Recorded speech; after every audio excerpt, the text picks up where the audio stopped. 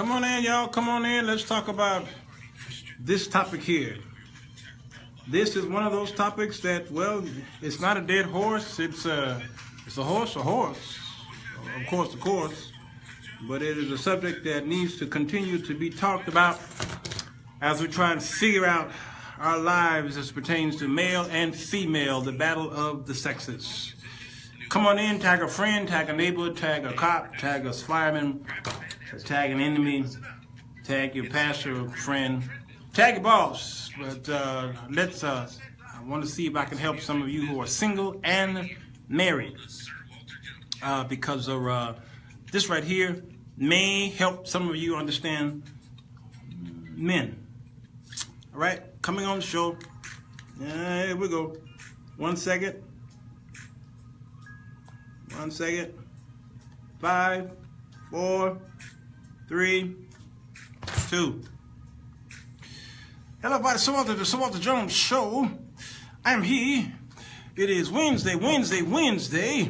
Man, this is the day that the Lord himself, he's made. And let us rejoice and be glad in it. I'm so excited to be here. It is Valentine's Day. It is a day that we come together and type in Valentine, apostrophe S. We say it all kind of ways, and we know what it means. And it is, well, the real story of Valentine might shock many of you, because there's 2 people were Valentine, and they were martyred. And this is a Catholic type thing, so, well, and y'all go with that. This ain't the show on the history of Valentine. I think many of you can just go to Google and figure out what that's all about. But today I want to talk about the love of a man to a woman. And some of you ladies out there can't understand your man. Well, let Elder Jones, and Sir Walter, and Wally Wah, and whatever name you want to call me, let me help you out here to see if I can figure this out for you. Because good seeing you, Denise. Blessings to you, Lavelle Lacey and Carolyn Garden, and so many of you. Happy Valentine's Day to all of you. She says, I am a window, and I'm looking forward to what you have to say about this. Well, hang on in there. Hang on in there. Okay. All right. This should be quite interesting. There's a song, and I'm calling this When a Man Loves a Woman. All right? When a Man Loves a Woman is by Percy Sledge. And this song came out many years ago. Gosh, I started listening to it, and of course we all come up the way we did. But I think this song came out on the day I was, well, not the day I was born, but the year I was born. 1960s, let's put it that way. And here are the lyrics. When a man loves a woman, he can't keep his mind on nothing else. And he'd trade the world for a good thing he's found. If she is bad, he can't see it. She can do no wrong and turn his back on his best friend if he puts her down. When a man loves a woman, he spends his very last dime in trying to hold on to what he needs. He'd give up all his comforts and sleep out in the rain. If she said that's the way it ought to be. When a man loves a woman, I give you everything I've got, trying to hold on to your precious love. Baby, please don't treat me bad. It goes on. When a man loves a woman, deep down in his soul, she can bring him much misery. There's that point right there. If she is playing him for a fool, he's the last one to know. Loving eyes can never see. Ooh, it gets deeper, y'all. Yes, when a man loves a woman, I know exactly how he feels. Because baby, he said, I'm a man when a man loves a woman. All right? This right here is a song that takes you through the steps of the heart of a man. And if you don't know the steps or the heart of a man, you will always be confused on who this man is and whom you live with, whether it's your husband, your boo, your boyfriend, significant other, or whatever names y'all are calling them today. Some of you would have to watch this show later because it's Valentine's Day and y'all on your way out. All right? Don't watch it with your man because it might disturb the moment and the mood. Okay? I'm about to say happy birthday. Blessings to you, Diane and Karen and David Brock. All right? I want to go down memory lane here and talk about the beginnings of a man. I want to talk about, see if I can figure out what causes a man to be the way he is with you, young ladies? I'm saying young because I don't want to get in trouble. You're pregnant. And the baby is born, and this baby is a man-child. This man-child is born into a life. He's susceptible to anything that you might bring into his life. And it depends on your relationship your mom had with your father or what have you. That boy child is treated one way, of course, different than he is treated, than his sister is treated, if he have one. And the way he is treated and raised and nurtured and touched, or the lack thereof, will determine how he will be when he turns my age. I'm in my 50s. Some women today decide that they want to raise little boys in ways because, well, they raise them in ways that they wish that their brothers might have wasn't raised. I don't know what it is. I can't really see through the eye of a woman like women can't see through the eyes of a man. If you could see through the eyes of a man, you wouldn't fight men as much as you do today, ladies. I know this is going to be hardcore. You're going to disagree with a lot of it, but I'm a man. I think I know what I'm talking about as a man. Some ladies treat little boys like little girls. Yes, and they begin to dress this boy up in apparel that is not conducive to a man-child.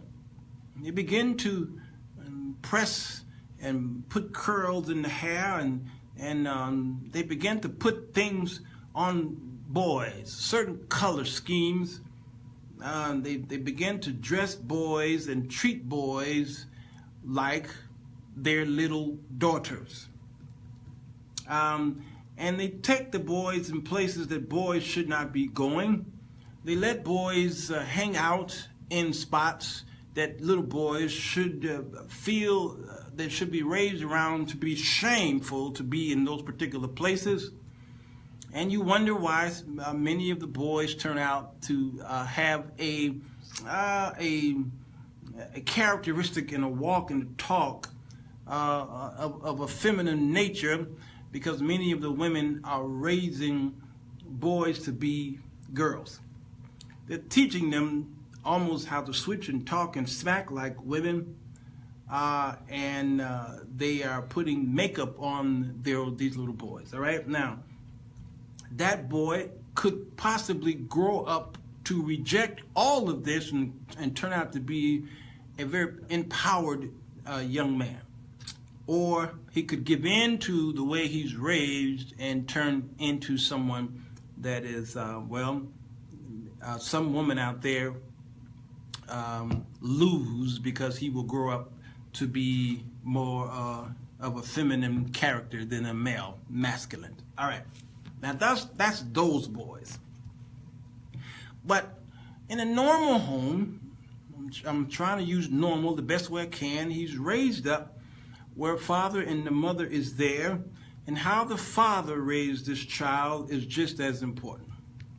Yeah, Joanne, I've been away. Okay? The boy is taught to not fight, okay, by one parent. The other parent says, man up and fight. The one parent tells the boy not to cry. Little girls cry.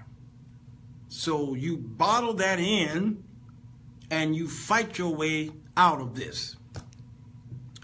It appears that the parent is raising the child properly, because you don't want a little boy to grow up and be a little punk, that's the word we used to use in the 60s and 70s, a little punk. The word punk was a code, all right? And y'all know what the code is, what punk was, all right? Let me punking out. And so this little boy was raised to fight his way out of situations and don't cry about it. All right, now that seems innocent enough. But in many cases, these boys who don't let out this energy in tears and frustration, bottles it up, and then it began to manifest itself when he meet another girl or meet a girl. That bottled up frustration inside that his parents told him to hold in and man up, it finds its way leaking out of him, and sometimes it leaks out into his fists, it leaks out of his mouth, and some of it is psychosomatic. It leaks out into medical problems. He's got bent up frustrations because the parents said, man up. Don't let nobody see you sweat. You're not allowed to cry. This boy is being raised around the mother. When I was divorced, my son was 8 years old, and he was being raised by me and his mother separately, but his mother had custody. So he was around his mother more so.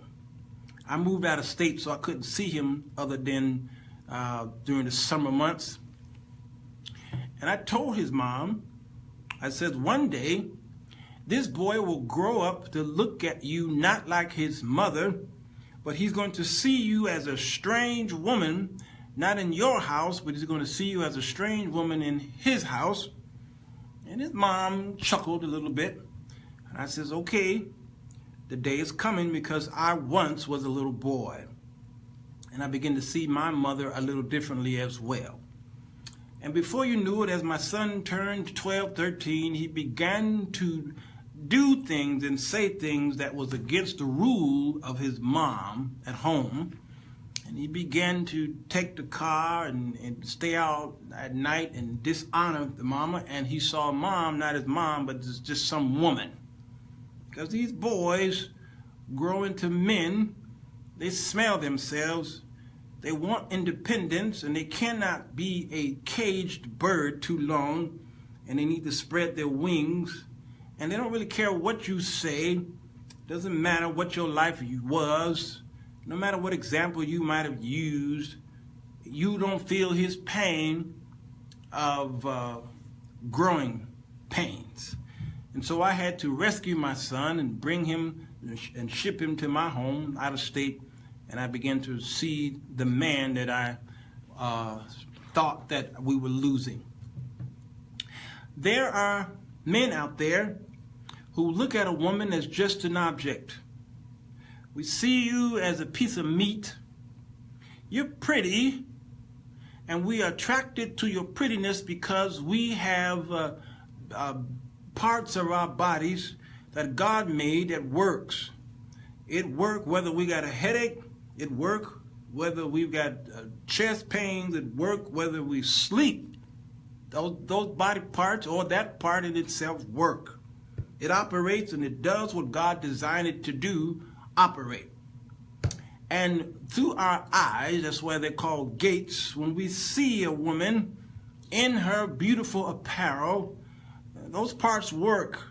We have this hormone in us. Y'all have estrogen, and we have that testosterone thing. And when the levels rise, it causes us to rise to the attention. You can put on an Eskimo coat and overalls and then cover yourself with another cover and be underground. It doesn't matter. A man will see through all those clothes because men got X-ray vision. And when he's sexually charged, it don't matter what you put on. I'm trying to help y'all out. So the scriptures allude to modest apparel. And we know that we've taken the modest apparel and made it one way in the scriptures as it pertains to historical, meant another way, but let's just go with that. I still believe that women should wear modest apparel wherever they go because there are men who can't they lose control, that is, when they see you. When a man, though, falls in love with a woman, he then begins to see another thing through his eyes. Blessing to you, Cynthia Roberts. He don't see this sexual video vixen that was on TV. He don't see that.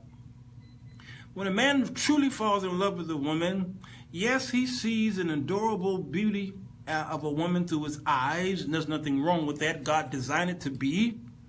But he also sees deeper through you. I know, Joe, I'm dangerous territory. He sees through you. He sees the mother of his children, whether he has children already or whether he's going to give you children. He sees that. He sees a woman who's going to empower him financially, morally, spiritually, physically, in business, in social events. He sees the woman that's going to better his life. That's when he falls in love with you. And he does all he can to make sure that your days on this earth are safe and protected and empowered as well. When a man truly loves you. Not that fake, phony love. I'm talking about when he really does. Sometimes men slip up and other women gets to him, because the way to a man's heart is not through food. The man can go to McDonald's, Burger King, or Wendy's, or he can go to Subway every day like Jared did and lose weight. Anybody can cook for him. That's not the way to his heart. The way to a man's heart is not through sex either. He can get sex wherever you want to, but he ain't hanging out there. That's why he may have an A girl, a B girl, a C girl, and a D girl. And then he's done with y'all, and then he get a new set of women. Sex don't keep the man there. The way to a man's heart is through his chest. And that's why the side chick or the girl next door talks to a man. Why? She talks to a man in a way. I know, Joe, I was about to use the pedophilia attack, but I said I'm going to leave Jared alone. He in jail now, and they have to protect him, okay? The reason why the side chick is able to get through to his chest, because the way to a man's heart is through his chest, is because men are emotional.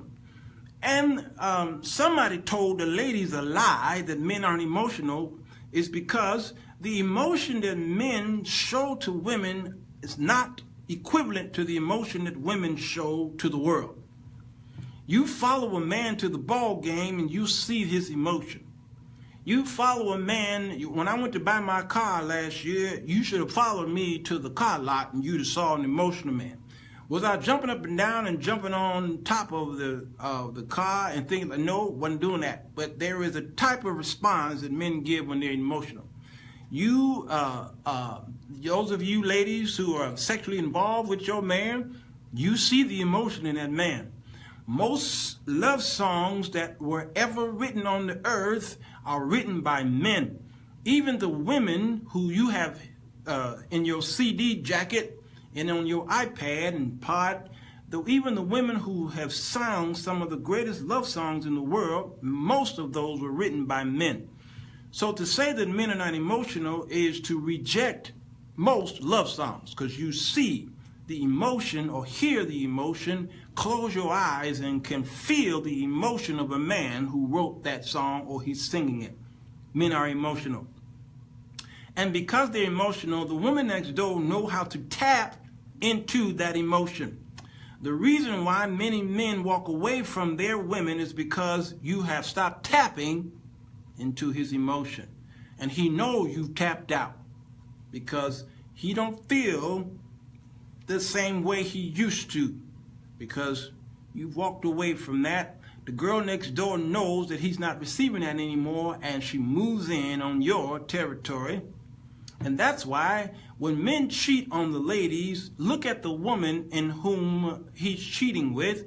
She, in many cases, is not as beautiful as the woman that lives at home with him. In many cases, she's not as beautiful as his wife. Why? Because it's not about the beauty of the face. It's not about how fat or small or skinty or obese she is. No. It's about how she makes that man feel. And to the public, this woman could be ugly, but she turns into the most beautiful woman in the world because how she makes him feel. Because the way to a man's heart is through his chest. She empowers him. Or someone else is in her ear as well. Come on, Lady Michelle, you better teach this. So there's a way to get to him, and it won't cost you no money. Okay, and so these men grow up to be either decent men or they turn out to be pimps, players, and womanizers. And many reasons why they turn out to be this way is by how they were treated at home by their parents or the lack thereof. The exposure that their parents allowed them to be in, the school system, who that they walk up and down the street with, their homeboys and homegirls, will cause this man to turn a certain way. And when he meet the right woman, that right woman could save him. That right, and I'm not talking spiritually so much, but that right woman could remove him from that atmosphere, can change this thing in him to where he feels. One of the great examples I saw was on the sitcom called Martin. Y'all know Martin. All right? The character he played is Jerome in the house, all right? Jerome was an ugly boy with the gold tooth and the jet. Well, he didn't have Jerry curls, but he had that 1960s wavy, whatever that was. And Jerome was a pimp, a player from the Himalaya, all right? But Jerome met BDB. And BDB, he had been trying to get with BDB for seasons. And one day BDB gave him an opportunity to go out with her. And Jerome had another look on life. She came over to his apartment, I think it was, and he sat on the couch and he realized, he said, girl, I love you. He said, I'm gonna stop my pimping. And I looked at that and I said, you know what? I don't know if they was trying to teach a lesson through this sitcom, but this thing right here, I remember feeling that same way.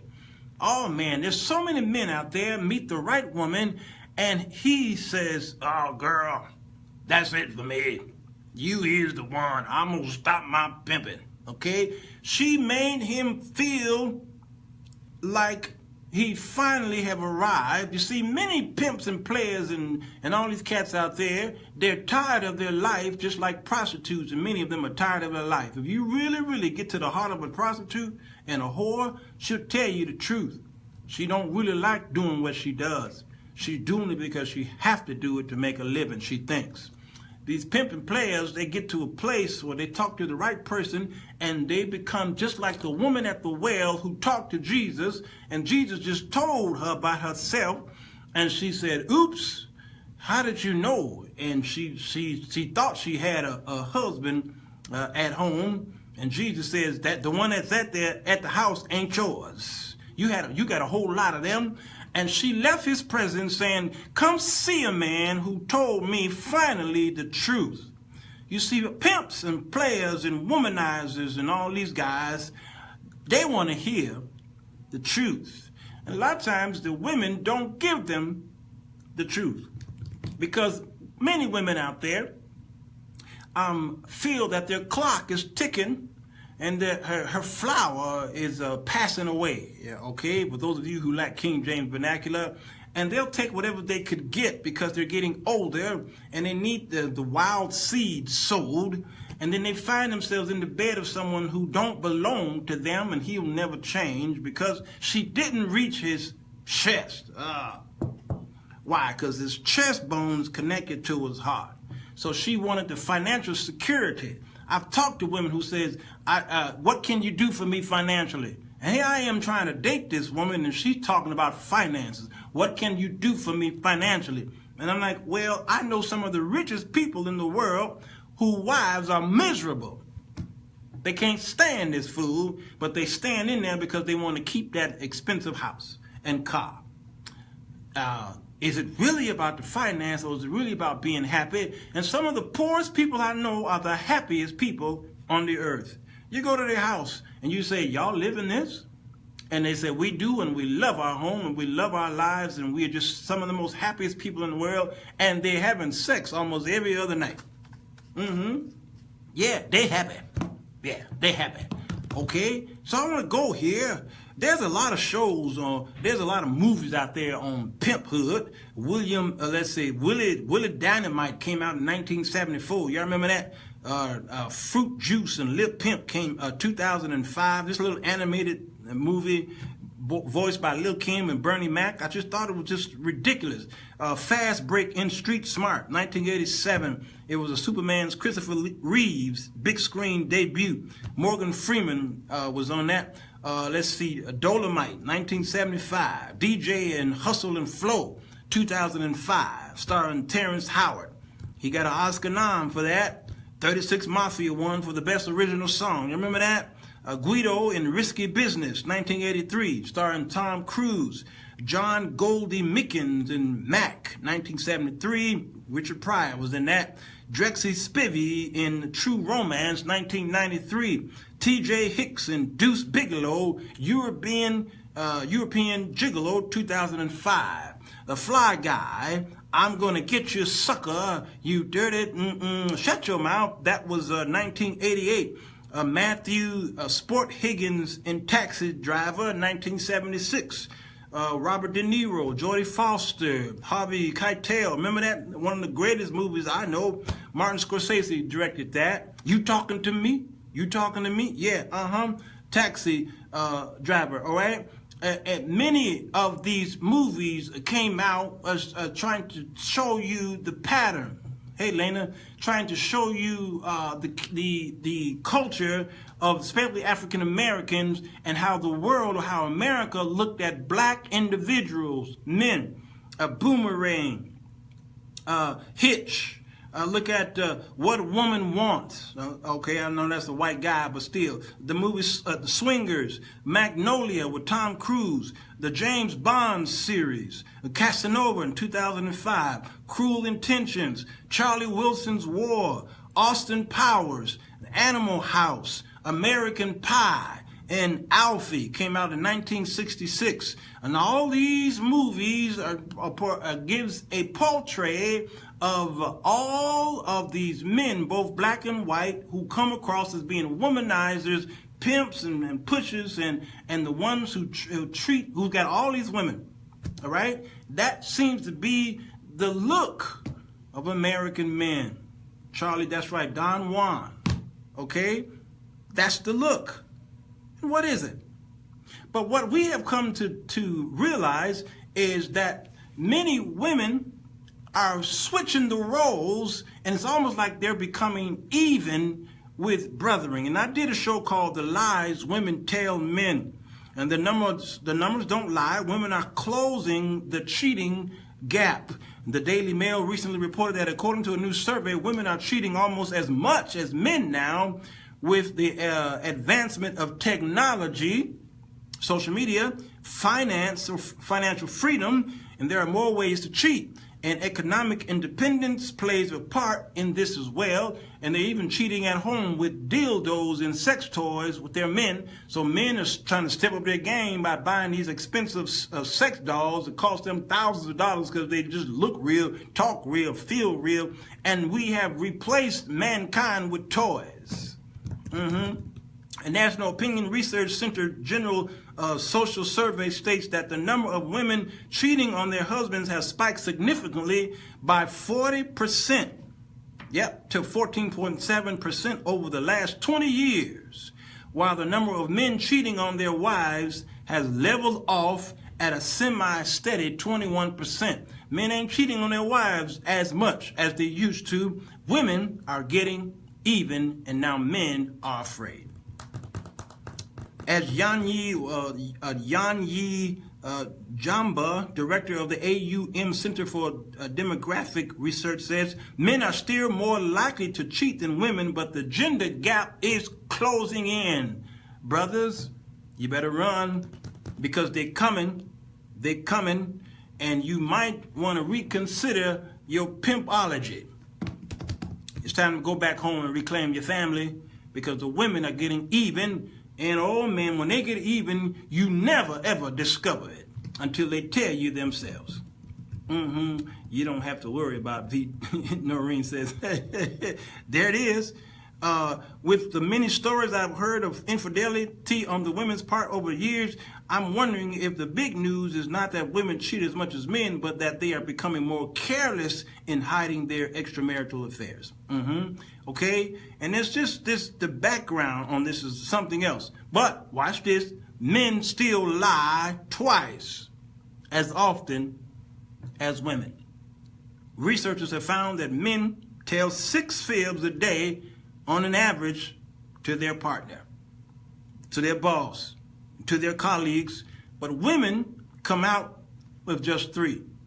Yes, the study of 2,000 Britons also revealed that the most common lie told by both sexes was, "Nothing's wrong, I'm fine."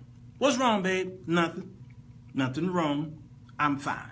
While men are likely to fib about having their last pint and claiming their partner's behind doesn't look that big, women avoid telling the truth about their latest shopping purchases, okay? These are just these common things. A lie is a lie, and one small lie turns into one big lie. So if you're going to lie about your shopping practices, you're going to lie about maybe extramarital issues. 83% of adults of both sexes said that they could easily tell if their partner was lying. Why? Because you've one flesh now. You're not twain anymore. But body language expert Richard Newman said most people can't read the signals. They assume that if someone is hiding the truth, they would hide their face and avoid eye contact. In fact, the opposite is true. Liars usually do everything they can to convince you of the truth, sitting still, looking at you to watch your reaction. And people simply overestimate their skills in this area. Liars are turning into great liars. The finding emerged in a poll of the 20th Century Fox to mark the DVD launch of TV's Lie to Me, starring Tim Roth as a deception expert who helps to solve crimes. Here are the 10 lies that men tell. All right? There's 10 of them, and I'm getting ready to tell you what the 10 lies are. What are you saying? Joe says, if men don't learn how to meet the needs of their women, or women don't adequately communicate them, infidelity levels will continue to rise as each use physical expressions to find emotional fulfillment. Joe, I want to talk about that in just a minute. Where he says, women have always cheated, now we just don't give a hoot. Joanne says that. Landon says only 10. Well, no, we know it's more than 10, but I'm going to try to not abuse men on the show today. Well, let's see. The 10 lies men tell. Number 10, I'm stuck in traffic. I've told that lie a few times. Number 9, it wasn't that expensive. That ain't no lie I'd ever tell. All right. 8, I'm on my way. I've told that one. 7, I didn't have that much to drink. I never had that problem. Number 6, sorry, I missed your call. Ooh-wee, I've told that lie more than I can count. Number 5, my battery died. Not in today's world, I can't tell that lie. Number 4, I had no signal. Well, I tell you, have I told that lie? Yeah, a couple times. I can count though. Number 3, no, your butt doesn't look big in that. Well, let me tell you, if a woman is dressing and asks me, does my butt look big in this dress? Yes, your booty is big. I need to tell you the truth because I need you to know that possibly your booty being big is a desire of mine. Your booty is not big. That might be a desire of your man. You see what I'm saying? Men should always tell you the truth about your body. Okay? Do I look like I'm getting bigger? Yes, you're getting bigger. And I still love you. Let's see what we can do. See, because if you lie to the ladies, brothers, about this stuff, she's gonna keep getting bigger. If you don't like the bigger, she's gonna keep getting bigger. You see? I remember when I got married and my wife at the time cooked my first meal. It was a steak. And I sat at the table and I ate it, and she says, "How is it?" And my carnal mind said, "It's good," but my reality mind says the meat is too tough. You see, my analytical brain says, "Walter, if you tell this woman that it's just right, this is going to be your meal every Monday for the rest of your life." And you're gonna lose all your teeth eventually because this meat is tough. So tell her the truth now and let her cry now. Okay? So she'll get over the crying after you tell her how to do the meat right. So I said, put it back in the oven and put some water over it, and then turn the oven down a little bit more and let it just marinate just a little bit more. I'll be patient. And she cried, but she did what I said, and then that meat was so good, I said, bless the Lord. And then we had a good laugh after that. And so Mondays was my favorite day because that meat was good. You see, does this dress make my butt look big? Yes, it's big. Yes, and that's how I like it. And continue to do that. Or, yeah, your butt is big, so I tell you what we need to do. Let's work out together. You see, she might cry over it, but that's your body, brother. If y'all married, that body is yours, and get your body in shape. So number 3, no, your butt doesn't look big in that. I don't tell them lies. Number 2, this will be my last pint. Oh, that's drinking. No, that ain't me. And number 1, nothing's wrong. I'm fine. That's their top 10 list, okay? And apparently the person who wrote this ain't dealing with some of the issues y'all dealing with, because y'all's list might be just a little different. Yeah, Yeah, come on, Lena. I'm trying to tell y'all the truth. So, what is the truth about lies? All right, I did that show already, okay? Because I got different type of lies here. Barefaced lies, big lies, the buffing, contextual lies, exaggeration, minimization, fabrication, fibs, half-truths, lying by omission, or perjury, or polite lies, or white lies. There's a whole bunch of lies, and y'all's men have used them all. All right, so when a man loves a woman, he falls in love with you, and he's blind. What I mean by that, I don't care how much time you spent in the mirror, ladies, you can't be that beautiful for a man. Oh, man, back in the day, Halle Berry was considered one of the most beautiful women on the earth. When you ask the average black man, they say Halle Berry. They might say, I don't know who, Gabriel Union or somebody else after that, all right? But them women right there, I don't care how beautiful they are, Halle gone through a few men, and y'all say, how can she go through all these men as fine as she? It ain't about being fine. It ain't about your fineness, because the blind men fall in love with you. You tell him close his eyes. He shouldn't have to see you to fall in love with you. He shouldn't be falling in love with your look. He should be falling in love with how you make him feel.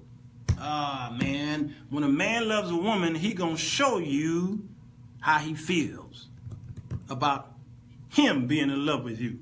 He gonna show you. And in many cases, men turn into selfish men when they fall in love, because they're doing all they can to please you and make sure you're fine. But in many cases, they're doing that to satisfy themselves. But that's the way it should be. You should be competing on how you can make each other feel secure and safe and well pleased. It should be competitive. It may sound weird to y'all, but it should be. Even during sex. Let's talk about sex, can we? We grown folks, ain't we? Tell your kids to turn this off, all right? Men fall in love with women, and then they take them through a roller coaster ride of emotions, because, again, this man was raised by parents who didn't understand, and so he's taking you through these roller coaster rides. And ladies, it's up to you to determine whether you want to stay with him or not.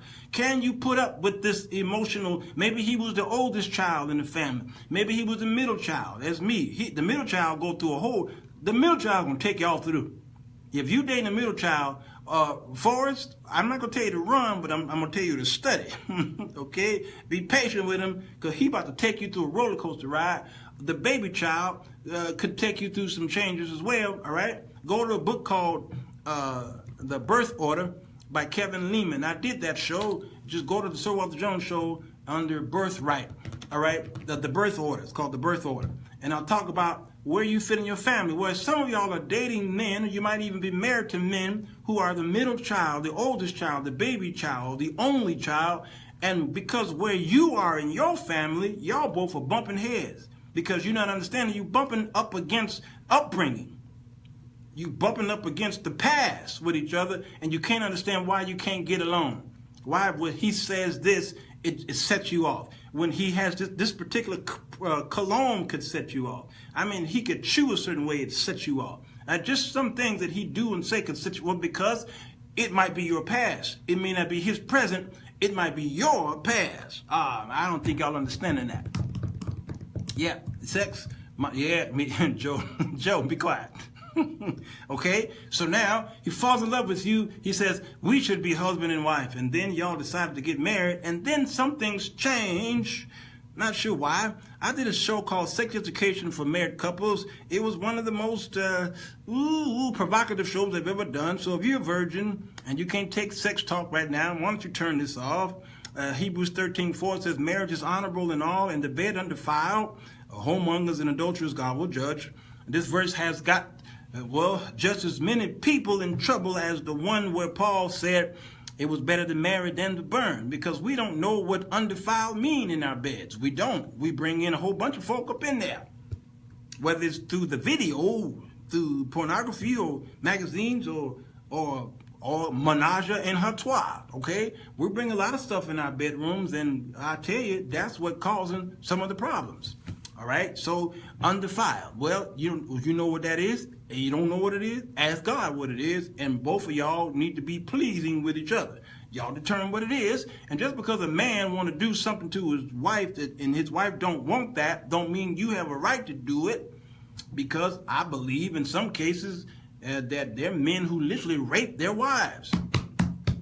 That sounds weird, don't it? And I think who said that? Well, I think Donald Trump's lawyer said it. Somebody said it over there. Says you can't rape your wife. I says you are a fool. Just because it's your wife, why would you abuse yourself? That's what you're doing to your wife when you want to do a particular sexual act, and it might be too painful for her, or she don't believe in it. You have no right to abuse yourself, because that's your body you abusing. This may sound weird to some of y'all, don't it? Ain't this crazy? This some crazy talk.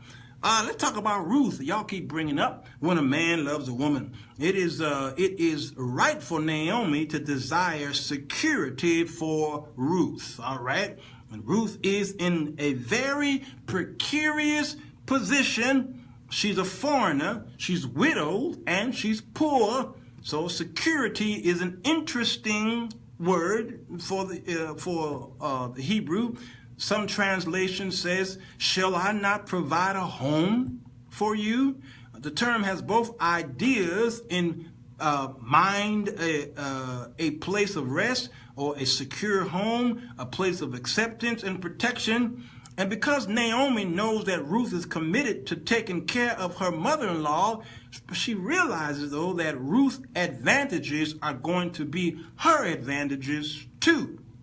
So she's not foolish, and she wants a good outcome for both of them. So what does she do? She said, go and seduce Boaz. Women hate when I talk like this. Hate it, hate it, hate it. I don't care.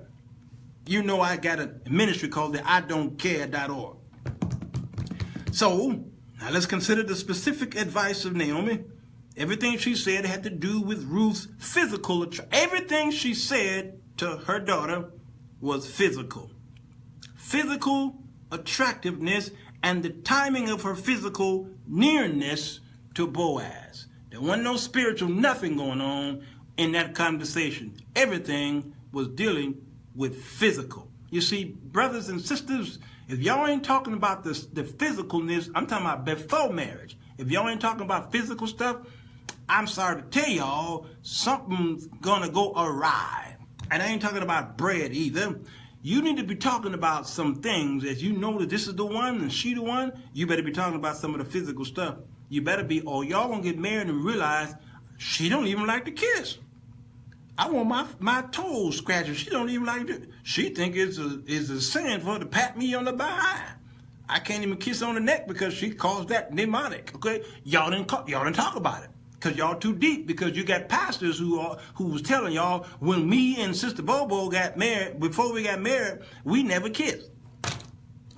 We just sat on the couch and looked at TV, okay, and we just shook each other's hands, and then we got married. You see? Yeah, that's the kind of pastors y'all come up under, so you think that's the way it's supposed to be. And many of them pastors have horrible, okay, all right. Many of them saved, sanctified folks from the 1940s and 50s, their wives would tell you something that they ain't never told you before. He boring. Yeah, what do you mean you don't eat meat? Joe Hill, what do you mean? That's all right, I make lamb. Okay, so she picks harvest time, which is agricultural communities all over the world. It's a festive occasion. Okay, this is Ruth. The party is thrown after the winnowing, when the heaps of grain are on the threshing floor. This is very important for those of you who understand the harvest. So she anticipates that Boaz will have something to drink. Oh, man, y'all ain't listening to all you ladies talking about Boaz. She said, I hope he having something to drink. And the text later notes that his heart was merry. Why? He was tipsy. Everybody in the club getting tipsy. Naomi's counsel is, wait until his wits are least about him.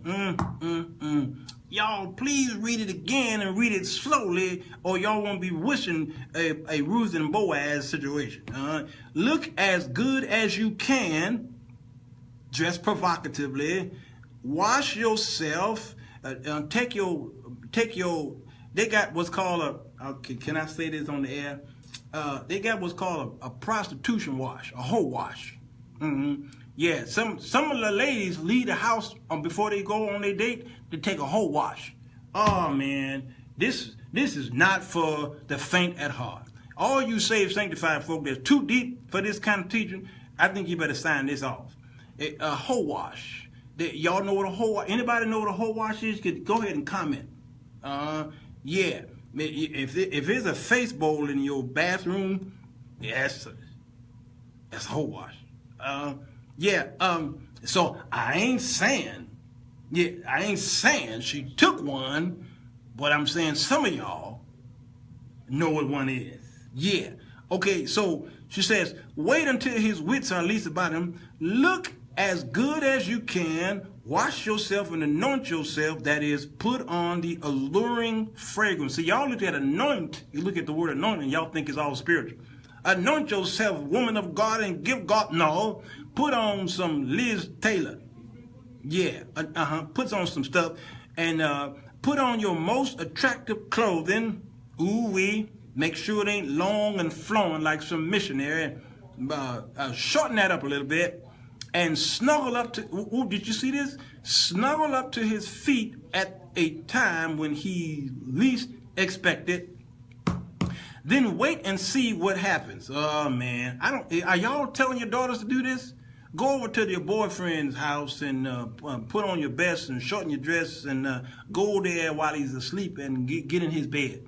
How many of y'all telling your daughters that? Raise your hand. Raise your hand, you Boaz chasers out there. Anybody out there telling your daughters that? Yeah, okay. Well, all right, I'll keep reading then. Ruth was, now, here's for those of you who may need to get the interpretation here, right? I'm going to help you out. Ruth was not directed to say anything, right? She didn't say this and say that. No. Maybe just wait her scent in his direction, wafted or waft. Her scent in his direction, or hope he was captured in some other ways by her presence. Naomi's advice is about beguiling the man. Beguile. That's what Eve said about the snake. He beguiled me, and then I did eat. Ooh. Being alluring. Naomi doesn't intend for Ruth to seduce him, all right? I'm helping you save folks out here because y'all said heresy, so let me help you out. Naomi doesn't intend, all right, for Ruth to seduce him on the threshing floor, and certainly Ruth would never agree to such a plan, all right? She was a holy woman. See, y'all got it all twisted, all right? But what she clearly does intend is that the evening will contain enough sexual tension so that Boaz will make a decision based on the power of romantic possibilities. And that's in scripture, y'all. Yep, and God allowed it. Y'all ain't talking about the physical. Y'all think that you got to have bad breath and your hair got to be jacked up like the old saints used to think that you got to be sackcloth and ashes and look like a poor person for this woman to be attracted or this man to be attracted. Man, that didn't do nothing but repel these men. Okay? It's okay to put on that good stuff and shorten your dress just a little bit. Not too much. I don't want to see above your kneecaps. Because all right, maybe, depending on the man. But still, there's a romantic possibility down the road. Because the attractiveness in the eye still work. It still do, y'all. Okay? The problem is that you don't arrive at security and rest, which is what Naomi is setting out to do, by maneuvering people around their better judgment. See, there it is. You don't ultimately create a relationship that is going to have enough depth to be really honest by learning to maximize someone's inability to think clearly. What if he really was extremely drunk? Then what? Because saved men have been, I don't know, drunk maybe on medicine, and he said and think some things he wasn't supposed to do, but he wasn't in his right mind. Stealthy manipulation isn't the way to build security in a relationship. It doesn't work in any setting. I don't care what y'all saying. This is one of the reasons politicians are so vilified. At election time, they make promises, but once voted in the office, they renege. And the voter was tricked into believing an illusion, and there is eventually a negative backlash. So the woman says, I'm the greatest woman in bed. Oh, I'll ride you, die you, flip you on the side, and I'll crank you up, and we'll be doing it on the ceiling. And he's so excited. Okay, a Roscoe Pico, okay? He gets so excited, and then, bam, nothing. She did all that bragging. Why? She approached him wrong because she think getting to his sexual proclivity side is going to keep him. No, it don't. It just allows him to excrete juices, and then he done like a man who just ate a dinner, and he just pushed the table away. Okay, he done. He don't want to look at food. He see food and want to vomit because he fat. And he just got through eating. He don't want to see no food. So that's a man who is approached by a woman who thinks that sex is the way to his heart. No, it ain't. He got a taste. He wiped his lips. He said, all right, away from me. I am so done. But a man who really loves you, who's into you more than sexual, well, sex becomes an outward expression of how he really feels. Sex is not used as just a tool to cause this pressure to be released like a teapot. That the sex is an outward expression of how he really feels. And then once sex is done, he still don't want you to leave his presence. He'll lay there with you and cuddle with you and do pillow talk with you, and he don't want you to leave his side. That man love you. That man pick up the phone like on Harlem Nights and say, put your mama on the phone. Baby, I ain't coming home. I ain't never coming home. At the critical moment when Boaz awakens, Ruth didn't rub his feet or nibble his ear or give him any other nonverbal signals that would make her presence more suggestive. Nope. With a fearful, cracking voice, she spoke to Boaz about a responsibility based on the teaching of Scripture. I'm helping y'all out for you women who left me. You left me. You signed off because you thought I just was a sexual carnal man. But I'm going Scripture here. It says, you should marry me. You're a near kinsman. The figure spreading your covering over your maid, that's what she says, is a statement about marriage. It does not describe the blanket under which they are lying. In other words, it means put your cover over me as a husband.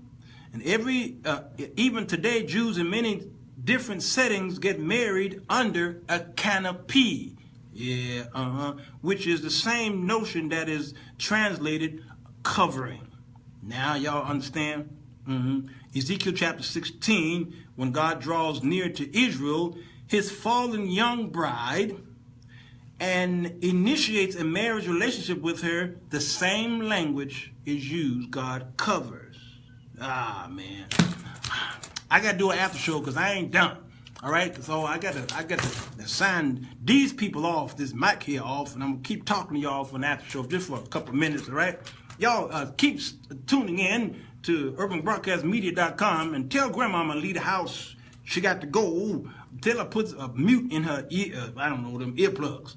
Because D. Curtis Randall is on, and he's getting ready to play some young folk music. And, well, he'll be done in an hour. She can come back out of the room after that. All right? Right now, D. Curtis Randall. So Arthur Jones Show. Okay, let me continue. What y'all saying here? Ooh, yeah. Is Joe acting a fool? A man in love never gets fooled. Ooh, Joe Hill is a preaching this gospel right here. Okay? All right, so sex talk before and after marriage is crucial. All right. This Valentine's Day, y'all. So why don't we talk? Since y'all talking about love today, let's talk about this stuff. I want to get deeper. Can we get deeper? No pun intended. An overview of the contents of the Song of Solomon. I should have brought my Bible. Should have done it. But if you go to my Romance in the Park series on YouTube, you will see, I'm talking in this mic like it's on, you will see a show about Song of Solomon. Many important aspects of romantic love is in the Song of Solomon. For example, there is a proper time and place for romance, love to begin to grow. This is Song of Solomon, chapter 2 and 7. And when you get into the study of it, you will see a pattern here that many of you who are very spiritual might reject, but it's been canonized in Scripture. Why? Because it's important. Romantic love involves a longing between a man and a woman. That's chapter 1, verse 2 through 4. It talks about mutual admiration and a desire to be together. Also, romantic love includes sexual expression and the appropriate context for sexual intimacy within marriage. Chapter 3 and 6. So you want to know anything about dating in Scripture? Well, the closest we can find in Scripture about dating practices is Song of Solomon. There's nowhere else that we can find about dating in Scripture. And if you want to use Song of Solomon as dating, that can be a little dangerous in itself too. Sheila, yeah, I've been away. What I said? Did I say Sheila? I'm sorry, Shelly. Yeah, I deactivated my account. I'm back now. I was able to rule the world and not have a problem. Let's see here. After the wedding, couples face many different situations. And it is important for them to keep the romantic love alive.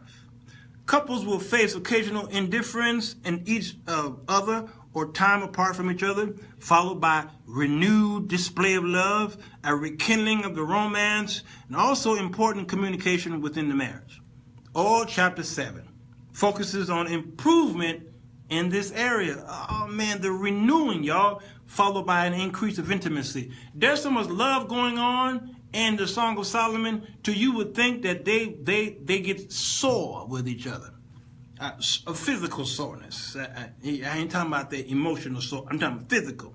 Every time they come together, they're talking. Now, notice how he talks to her, and notice how she talks to him.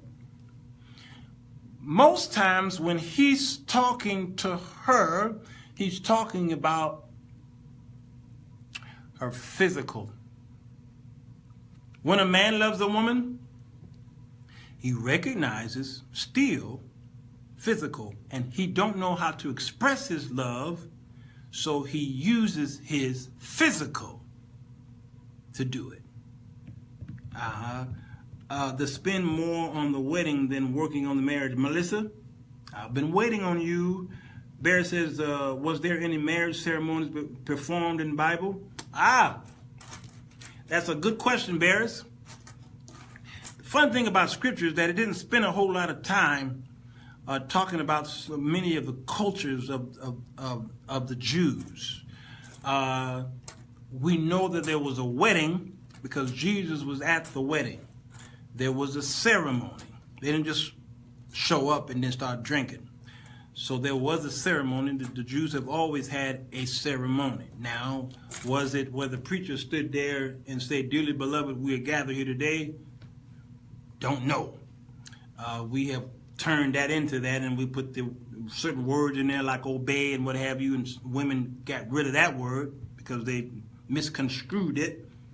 But we do see ceremonies happening, but we don't really see it much until we get to the wedding where Jesus was there. In many cases, the wedding was, I see this woman, I ask the Father for her, he gives it to me, but there's a dowry that is paid, and then there's a sheep put on the bed because she needs to be a virgin, because if she ain't, there's a problem. And so I said, I want her for my wife, and then he takes her in as his wife. There's no mention of ceremony, and then they consummate the relationship, and you better see some blood. Okay, so yes, I had to go there, all right? And that's how they got their wives. The art, what did the Bible mean when it says he took her and laid with her and made her his wife? Yeah, that's pretty much what I think I might have been talking and you might have been typing at the same time, Barris. Yes, that's exactly it. Though the consummation made her his wife. Scripture even alludes to when you sleep with a woman, you become married to her. So it's really about sex, isn't it? We changed it to where two people are at the altar, and then the preacher pronounce you man and wife. Now you're married. But the government still don't really make it legal until a piece of paper is sent back to the office, City Hall, signed by the preacher. And then spiritually you're not really married in a sense, at least the old school was, until you penetrated. Now you're consummated, now you're really married. You see what I'm saying? See all these steps? So which one makes it legal?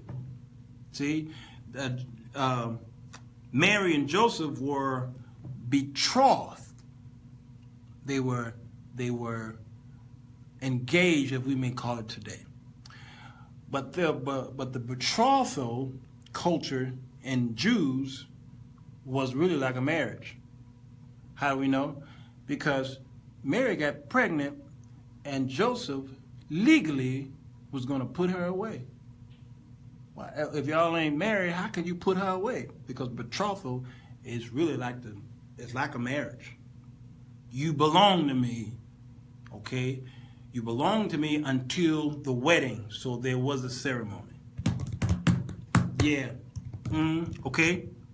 So there are sex talk that we don't have with each other because we've gotten too holy, too caught up in church talk, church culture, that many of the women are bored stiff in their marriages. Men are too, because the women are coming from a Pentecostal upbringing where you can't talk about that stuff or it will lead to premarital sex and all that stuff. So you don't want to talk about it. They all don't lead to that. They all don't lead to that. But you've been taught that, and so because you don't talk about what please each other physically, you get married, and then I know people who divorce for the sole reason for the lack of sex. Or sex just wasn't good. And that was a deal breaker for them. Ain't that about nothing? The great thing about writing a book is that I don't have to be careful with my terminology. You sure don't. It's like being on cable TV. You don't have to worry about it. So, I did a show on the art of kissing. All my shows are up there on YouTube, on my YouTube channel, The Art of Kissing. I did a show on what is the most desirable spot on a woman's body to most men. What is he looking for when he sees a woman's body? It's not her behind, although some women got some of the most beautiful behinds, but some women's behinds are big or small, depending on beauty's in the eye of the beholder. But if she don't have no behind whatsoever, that don't mean that that's going to cause a man to walk away or not, because that's not the most attractive part on an average of men. It ain't her breasts, because there are a lot of women who don't have breasts, but they are the most beautiful looking women on the earth. It ain't about the breasts. Some got big breasts and they're just too big for some men. It ain't about that. Legs are quite attractive, okay, but it's not about the legs to some men. They don't really care how big or small your legs are. Neck, not really. Your nose, Your lips, yeah, but some women don't got no lips. They lips. That look like a monkey, don't it? That's an ape lip, okay? Some women got ape lips. I don't know how they chew. I don't know, but that's an ape lip, okay? Nope. The most attractive part of a woman's body to the average man is her eyes.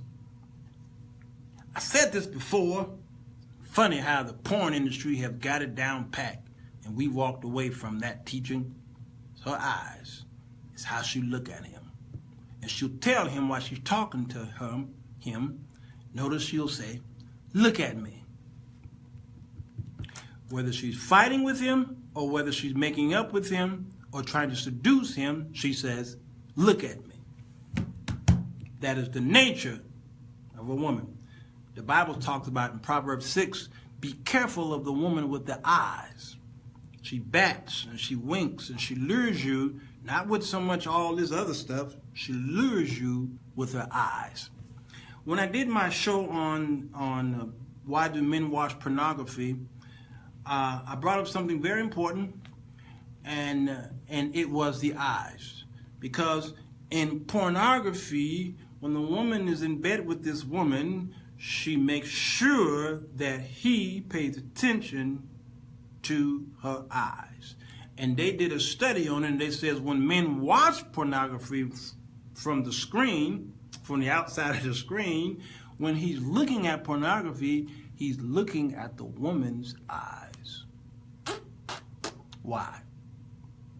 Somebody said it is the window to the soul. There's something that God put in those eyes that says a lot. And some people can look in your eyes and determine who you are through the Spirit. Okay. Speak to yourself. Baby got to have back, Joe says. All women need to go to pole dance classes, Barry said. You see, he may have something there. Yeah. Angela Lane says she got to go. Okay? So, these sexual positions, all right? People don't talk about it. Missionary positions. Give the man access to certain positions, especially the breasts. You know, don't keep your hair always done. I've done these shows, so this show right here has got to be placed in the explicit area on YouTube because it's too much for some of y'all. But some of you ladies, your hair always got to be made up. No, that actually turns a lot of men off. Like, I'm seeing all these women drop off. Well, they're dropping off now because they got to go with their boo. It's Valentine's Day. But your hair, in many cases, is in the way. Don't get your hair done all the time. It drives him crazy. Not in a good way. He needs to be free in bed. And your hair is in the way, and y'all sleeping like this. That's all y'all, some of y'all sleep. Because you more worried about your hair than you are the love of your life next to you who gave you all them cheering. Yeah, speed bump. Keep your breath and your body fresh. That's a turn off for men in bed. They don't want to go to bed with someone who, okay, I know ladies, I know y'all saying, what about the man and his, this is When a Man Loves a Woman show. We do your show tomorrow. Yeah. Men, there are women who likes the art of doggy style. So, ladies, teach him. Teach him how to do it.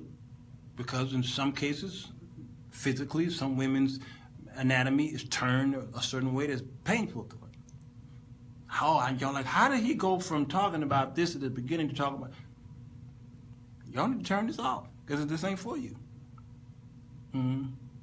Yeah. I'm reading people's notes and their comments. Well, I got a couple things going on here. Sex in the chair, sex on the sink, the kitchen table, sex in the shower. It's all the joy of sex.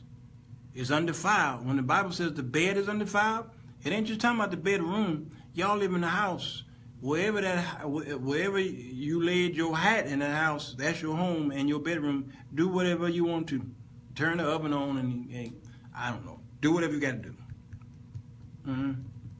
Your husband, yes, your husband's supposed to make you moist by doing some of the most littlest things. I ain't talking about touching you. He's supposed to just be dapper, debonair, walk in the house, and you just like, I got to have him. I'm just reading people's questions here. I guess I'm Dr. Oz for the after show. Yeah. Somebody asked about making videos. Make your own videos. But you better put that in lock and key. Don't even take it to the bank and put it in a lockbox, because you might die one day and somebody get your. You might want to make an invisible video where it shows for a day or two and then it I don't know. Why don't couples want to know more about sexual fulfillment? Has the church demonized pleasure to the point of piety? Joe, you know that. The church has caused more people to be sexually dead in their marriages because they're afraid that singles will be doing it, so they don't talk about it at all. Yet they're doing it at the cost of married people not being sexually pleased by their loved ones. The church have caused more people to slip into poverty as well, because we don't know how to tell people to invest in their monies properly. The church have caused more divorces, I think, than almost anything I can think of. The church. I put people in this. You think I care what y'all's response is? You already know mine. Don't let the church hear you say that, Rachel. The church, anyway, I don't care where I go around this country, people spot me in a hall or at somewhere and they say, Sir Walter Jones, right? Yeah. They'll say, come here. I know right away what they're going to say. I know what they're going to say. And a lot of times they say it in secret. That was bold what you said, and then they'll say, but I agree. We are the church. We need to step up. Joe, you're right. You're right. Barris was with me Tuesday. We were standing in the hallway, and the brother was coming out the bathroom. He was like, I watch your show all the time. Thank you for saying that. I mean, another one walked up to me. So I was joking. Oh, man, hey, y'all, he crazy. But then they said, but I agree. There's a whole bunch of people agree with me, but they're afraid to spread the message. Yeah. They're afraid. They're scared stiff. I can't understand what's wrong with marriages today, why y'all so bored, and the world is having a great time sexually between husband and wife, having a great time in their bedroom, and the church is bored stiff. That's why y'all wife swapping.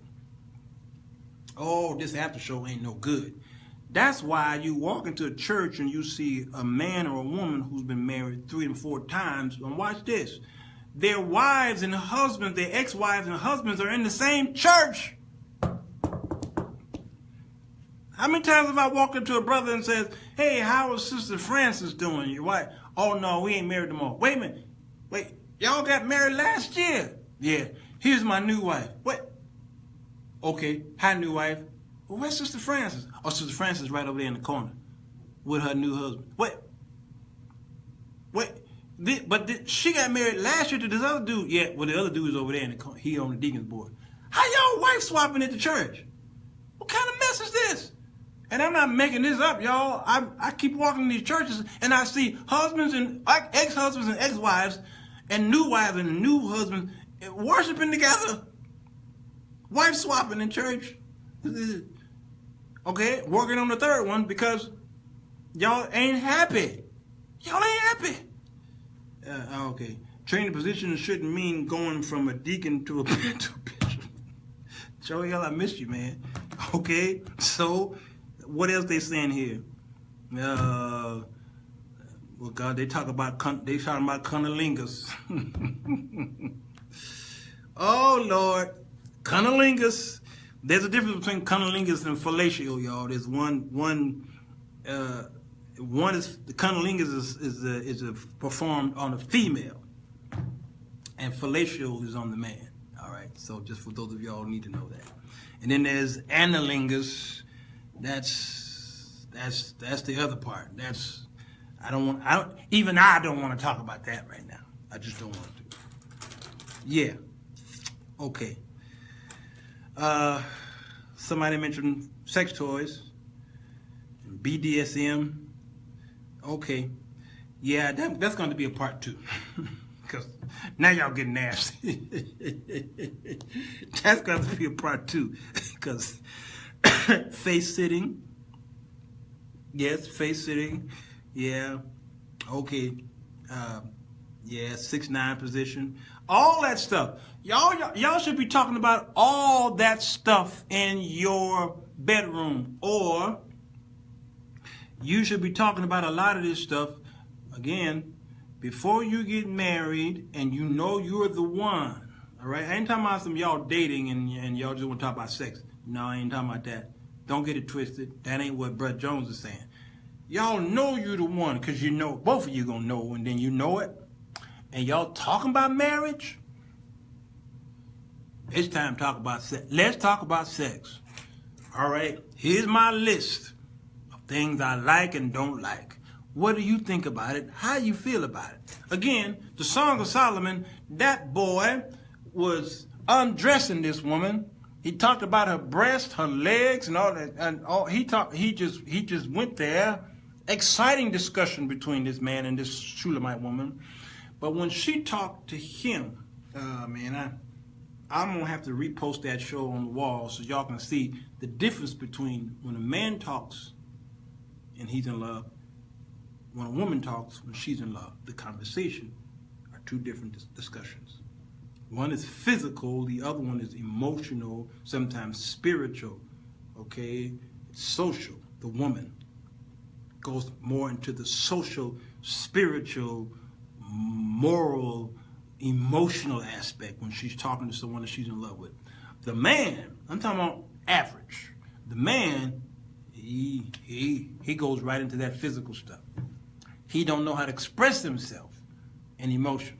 I've said this and I've said it one more time, and my parents are going to beat me for keep saying this, but my mom wanted to know why is it that my father wasn't being romantic to her when she would watch Days of Our Lives, As the World's Turn, General Hospital, Another World, or whatever them things are called.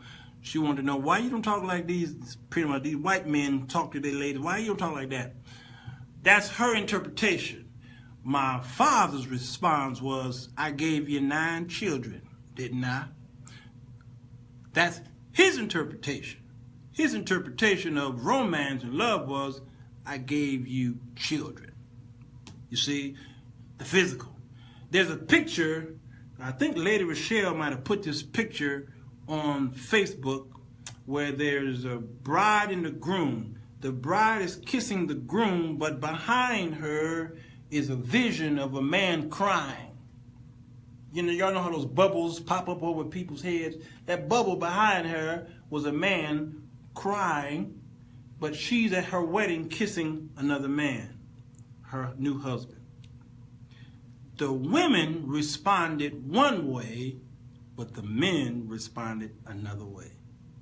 Man, ain't this something? When a man loves a woman, you got to dig inside the man's head to find out what's really drives him so that I can analyze it and study it. I've asked the question on several occasions, if there was you, your wife, and the baby there, and the man walks up to y'all with a bullet, one bullet in his gun, and says, I got to take one of y'all out, which one of y'all going to say what? Save who? Say what? The woman is going to say, save the child, take my life. But the man is going to say, save the wife. Oh, I know I just split the audience here. Did y'all understand that? Why is it? Shouldn't that man be trying to protect the child? Funny thing about the nature of a man, why do you think they get so many deadbeat fathers out there? Why is it that once he lay his seed, he out of there?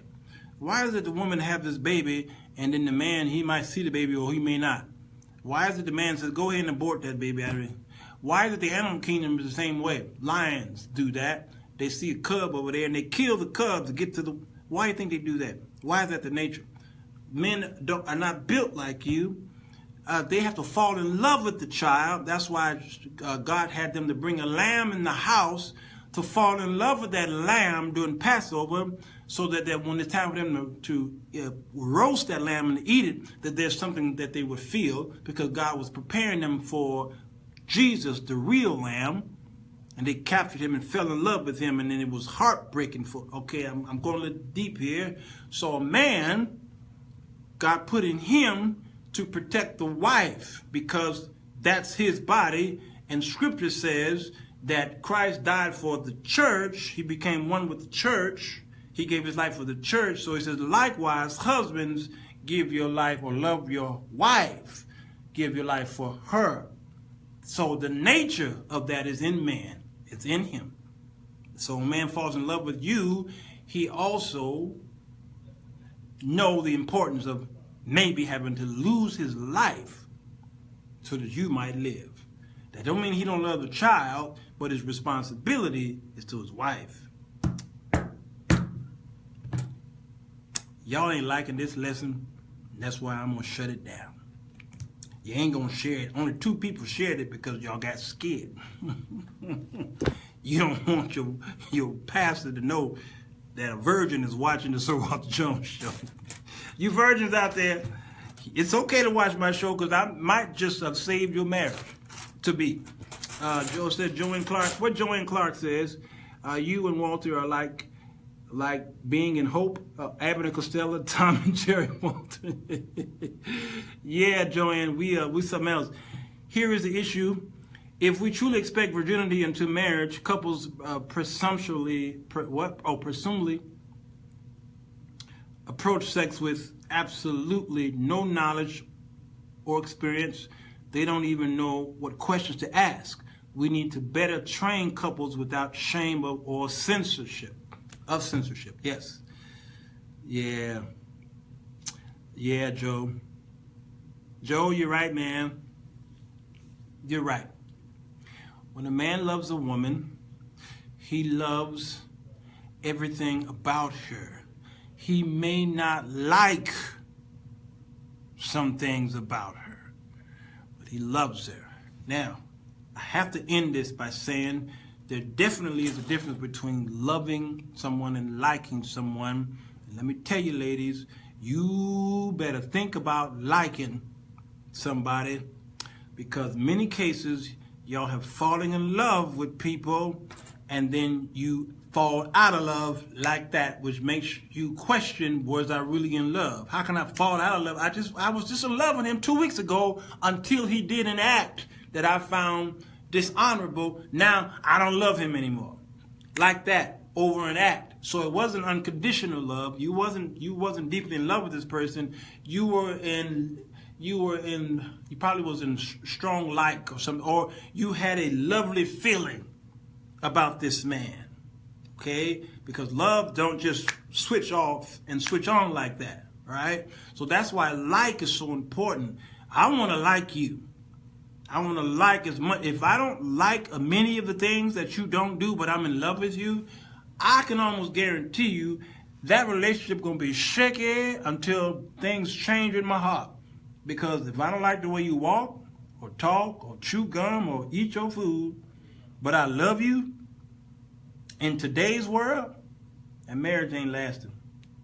You better fall in like with people. You better, I'm trying to tell y'all. I've heard too many women say, I love him, but I don't like him. And I says, I see divorce papers coming to the house. I see it coming. Y'all better learn to like each other. That ain't easy to do. But it's so easy to fall in love with people. It's so easy. We fall in love with each other. It was like coins, just spreading out, just spreading seed everywhere in the garden. I'm in love with him next week. I'm in love with him next week. But do you like him? Nah, I really don't really like him that much. But it's something about him, and he makes me feel, well, that might be a spirit that's luring you in. Okay? And that it's an alluring spirit that's pulling you in, and you don't know how to interpret the alluring spirit, and you think that's you falling in love with him, and he allures you in there until you finally snap out of this zone you're in, and then you realize, I don't really like him after all. Ask me how I know. Yeah, many people are in like and never been loved. Never been in love. I'm trying to tell y'all, never, ever been in love. I can write a book on it. All right. I hope that did y'all some justice, and I hope it didn't ruin your Valentine's Day. All right? Yesterday was Side Chick Day. Tomorrow is part 2 of Side Chick Day. I'm not really that much into Valentine's Day. Never really was. So I'm going to go turn my Uber app on, go out there and pick up lovers and take them safely around the city. Give them tours and let them have a great time. Yes, unfortunately, I may be taking some folks to some stripper joints and hotels. I don't know who's going to get in my car. I don't know. I just don't know. I just want them to be safe. And then after that's over, I'm going home, eating some food, and getting into bed. Valentine's Day, well, it's just another day that the Lord, okay? That's all it is to me. And, you know, I didn't create the day. Jesus didn't create this day either. Well, he created the day, but he didn't create Valentine's Day. And that's let's see, Hallmark is about to make what it did. They made a killing, and the people who sell the roses, they make it, and the chocolate people making a killing. All right, they're doing all that. So go ahead and boost the economy if that's what you need to do. But I'm going to go out there and work, make some money, and call my daughter, which I did yesterday, and I'm going to go and take a trip to Macomb and see my daughter and spend some father-daughter time. We're going to have ourselves a date, and I'm going to enjoy her company this week. How about that for Valentine's? I love my daughter. I sure do. All right, hit the share button if you can. Joanne, Iris is doing fine. Iris is still single. That's my dog, for those of you who don't know.